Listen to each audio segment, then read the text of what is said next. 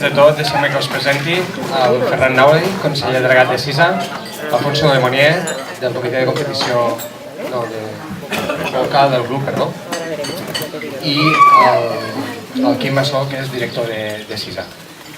Doncs això va sorgir de fa uns quants anys, que amb el Carles un dia xerrar, ostres, podríem fer una... Carles també, hola. Però Carles, ostres, podríem fer una prova de golf i tal i qual, bueno.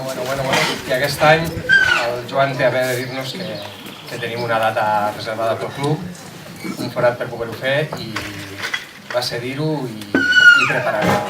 Doncs agrair-te moltíssim, Carles, la primera aquesta intenció i, òbviament, a tot el grup CISA.